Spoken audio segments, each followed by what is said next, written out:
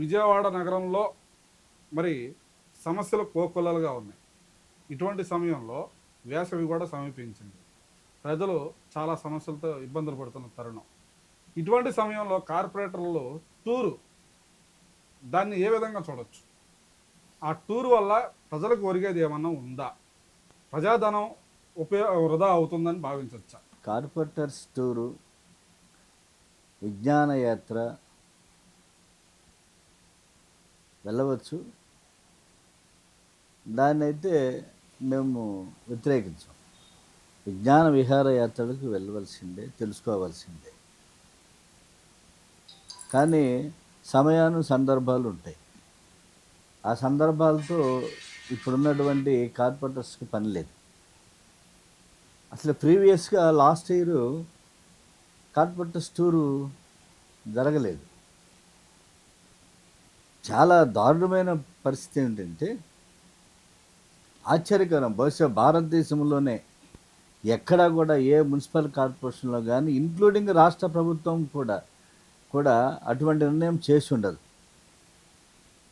ఏమిటంటే, టూర్ వెళ్ళలేదు కాబట్టి ఆ టూర్కి అలాట్మెంట్ ఏదైతే ఉన్నదో బడ్జెట్, ఆ బడ్జెట్కు సంబంధించినటువంటి డబ్బు అంతా కూడా కార్పొరేటర్లు ఎలక్ట్రానిక్ గూడ్స్ని తీసుకున్నారని చెప్పి, అసలు నిజంగా ఎంత దుర్మార్గం అంటే, రోడ్డు వేసి బిల్లు పెట్టుకున్నట్టు. టూర్ వెళ్లకుండా టూర్ ఖర్చుని వ్యయం చేసి ఖర్చు పెట్టి ఎలక్ట్రానిక్ గుడ్స్ అంటే మీ అబ్బ సొమ్మ, ప్రజల సొమ్ము అది. నిజంగా ఇప్పుడు అది అధికార పార్టీ అవ్వచ్చు, లేదా ఇవాళ ప్రతిపక్ష పార్టీ అవ్వచ్చు, నేను అధికార పార్టీ అవ్వచ్చు, ఇద్దరు కూడా, ఇటు తెలుగుదేశం పార్టీ కానీ వైఎస్ఆర్ కాంగ్రెస్ పార్టీ కానీ, అసలు కమిషనర్ ఎలా దీన్ని ఎగ్జిక్యూట్ చేశాడని నేను అడుగుతున్నాను. కమిషనర్ మీద చర్య తీసుకోవాలి. అలాగే మేయర్ ఎలా అనుమతించింది? టూర్ వెళ్లకుండా డబ్బుల్ని డ్రా చేసేటువంటి పరిస్థితి. అసలు ఎలక్ట్రానిక్ గుడ్స్ కొనుక్కుంటారా? ఏమిటండి ఇది? ఇంతకంటే దారుణం ఉందా? దారుణమైన పరిస్థితి ఉందా అసలు విజయవాడ నగరంలో? పత్రికల్లో చదివి మేము చాలా ఆశ్చర్యపోయాం. ఏమిటి ఈ పరిస్థితి ఏమిటనేటువంటిది. కాబట్టి మీరు విజ్ఞాన విహారయాత్రలకు వెళ్తారా? ఎందుకు పెహల్గాం పంపిస్తే పోయేది వీళ్ళందరినీ కూడా. ఇండియన్ స్విట్జర్లాండ్ పెహల్గాం వెళ్తే కనీసం దేశభక్తియుతమైన కార్యక్రమం చేయాల్సి వచ్చేది. అందువల్ల సిగ్గుచేటటువంటి విషయం మున్సిపల్ కార్పొరేషన్కి సంబంధించి ఇట్లా అధికార దుర్వినియోగం ఉంటారు దీన్ని. ఇప్పుడు కార్పొరేషన్లో ప్రస్తుతం వైఎస్ఆర్ కాంగ్రెస్ పార్టీ సంబంధించిన కార్పొరేటర్లు ఉన్నారు ప్రజెంట్. అదేవిధంగా ఇప్పుడు అసెంబ్లీ విషయానికి వచ్చేసరికి ఎమ్మెల్యేలుగా తెలుగుదేశం పార్టీ అధికారంలో ఉంది ప్రస్తుతం. గతంలో వైఎస్ఆర్ కాంగ్రెస్ పార్టీ ప్రభుత్వ హయాంలో కార్పొరేటర్లకి ఇప్పుడు తెలుగుదేశం పార్టీ అధికారంలో ఉన్నప్పుడు ఉన్న పరిస్థితి ఏ విధంగా మీరు చూస్తున్నారు విజయవాడలో? ఏమి తేడా ఏం లేదు. ఒకళ్ళు మించిన వాళ్ళు ఒకడు తాడిందన్నే వాడైతే ఒకడు తలందన్నే వాడు. కాబట్టి ఎక్కడ కూడా ఎవరు రాజీ పడరు. దేంట్లోనూ కూడా సంపాదనే ధ్యేయం, ధనార్జనే ధ్యేయం, అదే లక్ష్యంగా ఇవాళ పనిచేస్తున్నటువంటి పరిస్థితి ఉన్నది. ఎవ్వరూ తీసిపోరు దీన్ని.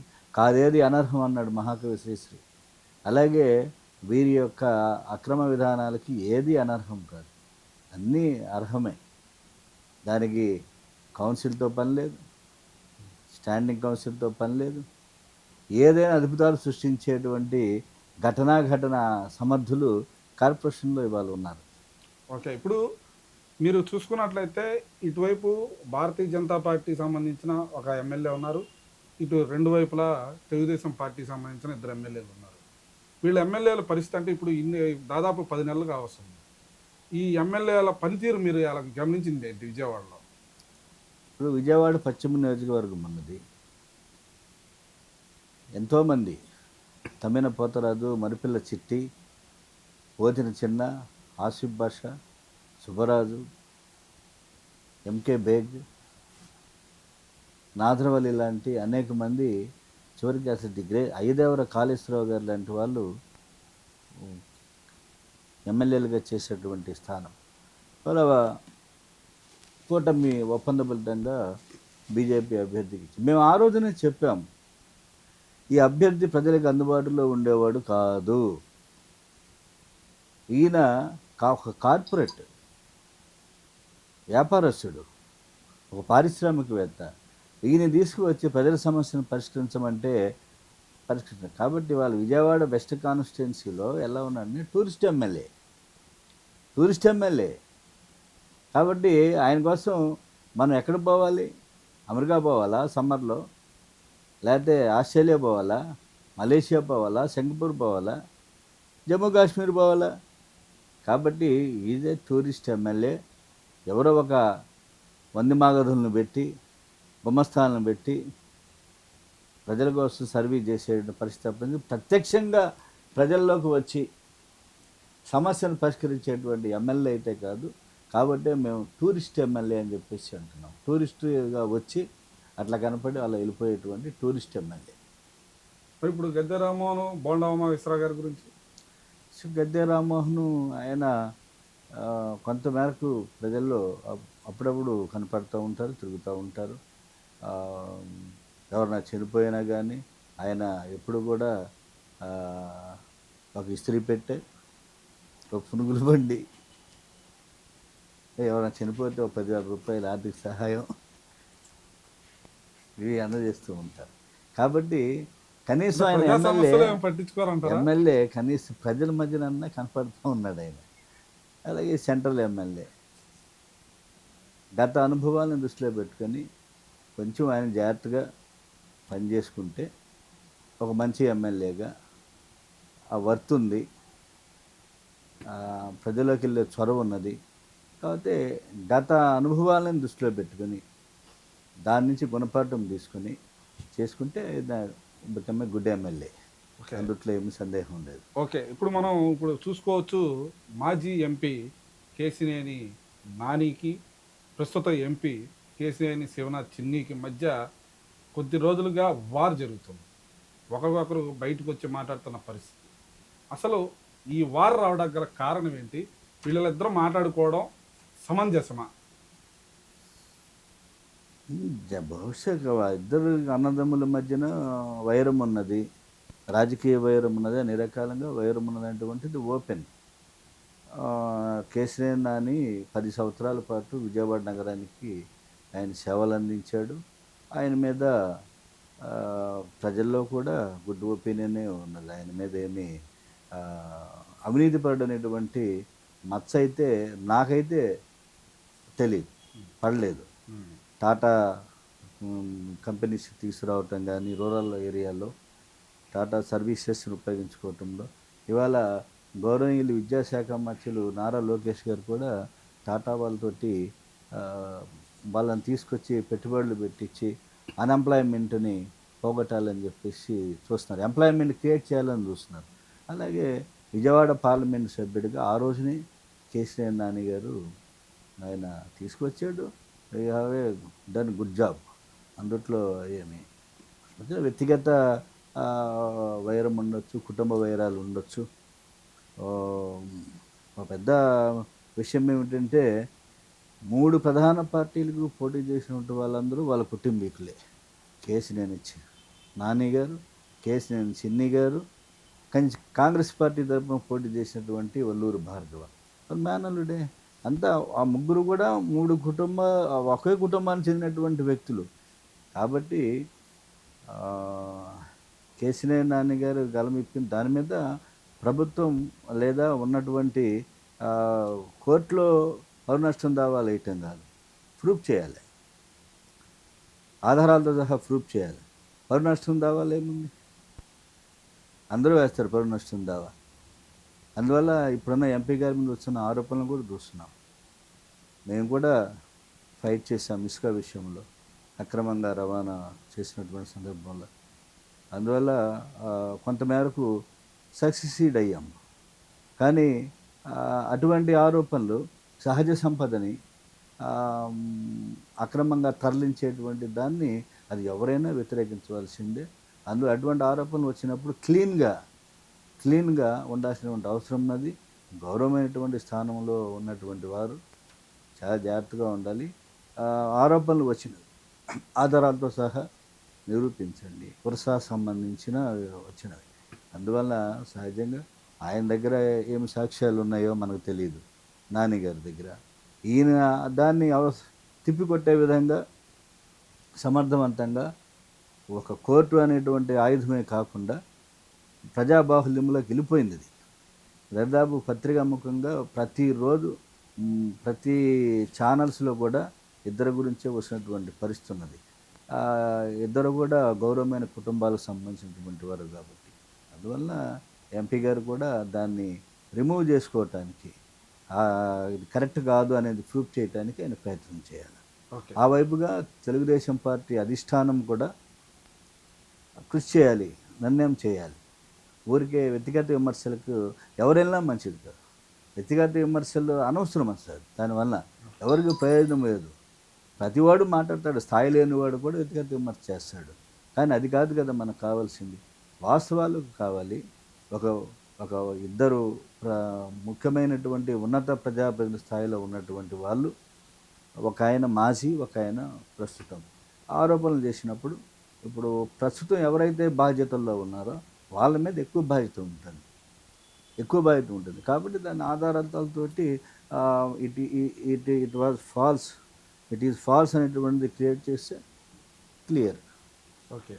ఇప్పుడు మొత్తంగా విజయవాడకు సంబంధించి అనేక విషయాలు మా ముందు ఉంచారు. మరి విజయవాడలో కామ్రేడ్లు పరిస్థితి ఎలా ఉండబోతుంది, రానున్న రోజుల్లో కామ్రేడ్లు ఏ విధంగా ముందుకెళ్ళబోతున్నారనే అంశాలు కొద్దిగా చెప్తారా?